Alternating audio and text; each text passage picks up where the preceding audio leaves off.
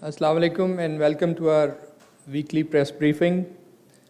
As you are aware, the high-level segment of the 76th UN General Assembly session is currently underway in New York. The theme of the session is building resilience through hope to recover from COVID-19, rebuild sustainably, respond to the needs of the planet, respect the rights of the people, and revitalize the United Nations. Prime Minister Imran Khan will address the UNGA virtually on 24th September afternoon, New York time. The Prime Minister will present Pakistan's perspective on various regional and international issues. Jammu and Kashmir will be one of the key areas of focus besides the situation in Afghanistan and other areas of common concern, including combating Islamophobia, corruption, and illicit financial flows, as well as climate change. Foreign Minister Shah Mahmood Qureshi is already in New York and has a packed schedule, as you would have been following. He had a talk at the Council on Foreign Relations. He has attended various high-level meetings, including the D8 Ministerial, and has had bilateral meetings with UN High Commissioner for Refugees and his counterparts from Egypt, Portugal, Norway, Ireland, EU High Representative, Qatar, Austria, and Slovenia, besides engagements with the media and the dynamic Pakistani American community. Multiple engagements are lined up for today onwards, including the OIC contact group on Jammu and Kashmir, the Uniting for Consensus ministerial meetings with the UN Secretary General and the President of the UNGA, and other bilateral and media engagements. During these interactions, the Foreign Minister has been underlining the need for collective action and multilateral cooperation to effectively address common challenges. Given the current regional situation, international interest, and Pakistan's active engagement, Afghanistan has been a central theme in these engagements. The Foreign Minister has also highlighted the gravity of the human rights situation in Indian illegally occupied Jammu and Kashmir, has shared the dossier on Indian human rights violations in IIOJK with his interlocutors, and underlined the need for urgent steps to bring an end to those violations. The Prime Minister's policy address and the Foreign Minister's visit to New York will serve to enhance Pakistan's diplomatic outreach and engagement with other international partners and reaffirm our abiding commitment to multilateralism and UN's central role on peace and security, development, and human rights. Pakistan will also be participating actively in the UNGA plenary and its main committees over the coming weeks. As you know, the Prime Minister led the Pakistan delegation to the Shanghai Cooperation Organization SCO summit held in Dushanbe on 16 to 17 September 2021.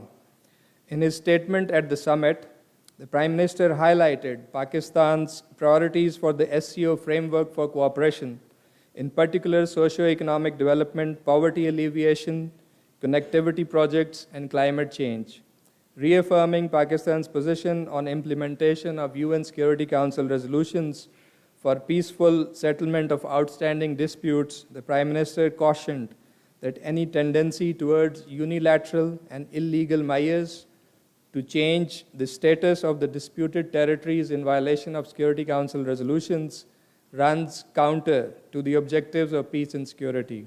The Prime Minister shared Pakistan's point of view on Afghanistan and stressed the need to stand by the people of Afghanistan. He also briefed about Pakistan's assistance for evacuation efforts and humanitarian support for Afghanistan. On the sidelines of the summit, the Prime Minister also held bilateral meetings with the presidents of Uzbekistan, Iran, Belarus, and Kazakhstan. The Chinese State Councillor and Foreign Minister also called on the Prime Minister. In the bilateral component of the visit that followed the SCO summit, The Prime Minister had detailed interaction with the Tajik President. A joint statement was also adopted for the establishment of strategic partnership between the two countries. Besides Tajikistan-Pakistan Business Forum, 9 bilateral documents, including various agreements and MOUs, were signed during the visit, and these included the fields of tourism, banking, financial cooperation, sports, taxation, and information exchange. The visit goes a long way in operationalizing Pakistan's Vision Central Asia policy and geo-economic focus. While in Dushanbe, Foreign Minister Shah Mahmood Qureshi also met his counterparts from Russia and Iran, and an informal meeting of the foreign ministers of China, Russia, Pakistan, and Iran was also held on the sidelines to discuss the situation in Afghanistan. The ministers also agreed to continue close cooperation on Afghanistan, and we are following the developments closely as they happen in Afghanistan. We have taken note of the expansion in the interim cabinet with representation of different ethnic and political groups. This is a positive direction, and we hope they continue to take steps leading to lasting stability in the country.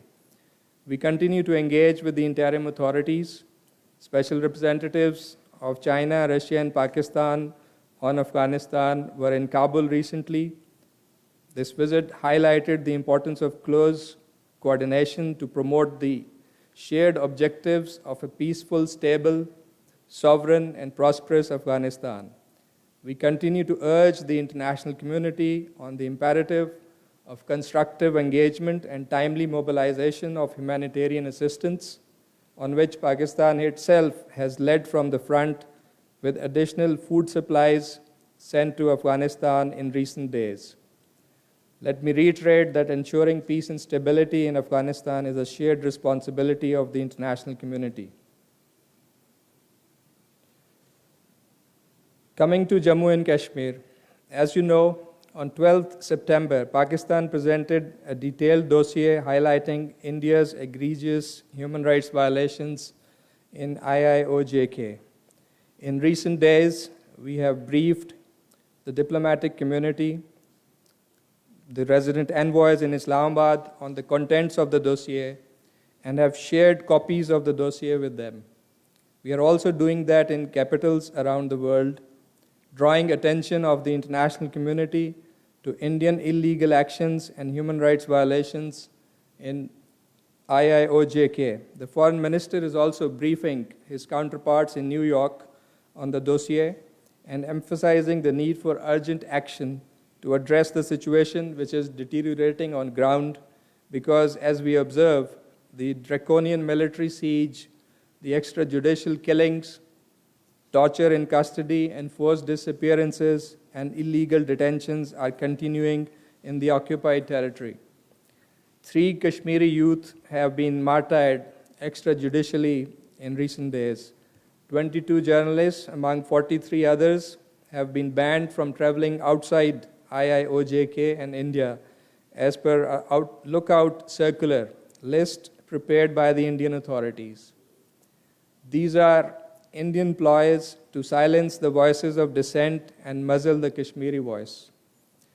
The continuing violence against innocent Kashmiris only shows India's frustration over its failure to suppress the just struggle of the Kashmiris for their right to self-determination.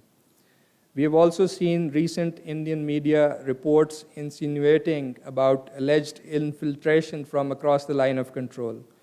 Pakistan categorically rejects these allegations as baseless and unfounded. Such allegations are established Indian tactics to create false alarm and implicate Pakistan before major international events often. We have alerted and continue to caution the international community on these dangerous Indian tactics built around false flag operations and fake encounters, which have also been exposed in the dossier that we have recently presented. The Kashmiri freedom movement against Indian occupation and the reign of terror in occupied territories is indigenous. Pakistan deplores India's flimsy efforts to divert the world attention from its indefensible actions and human rights violations in Indian illegally occupied Jammu and Kashmir. We believe these tactics cannot suppress the will of the Kashmiri people. Pakistan will continue to provide all possible support to the Kashmiri people in their just struggle. Let me also inform you that in the context of our bilateral relations, many important meetings are taking place, and one such meeting is the Joint Coordination Committee between Pakistan and China, which is focusing on CPEC, and the meeting is happening today. Thank you, and I am available to take your questions.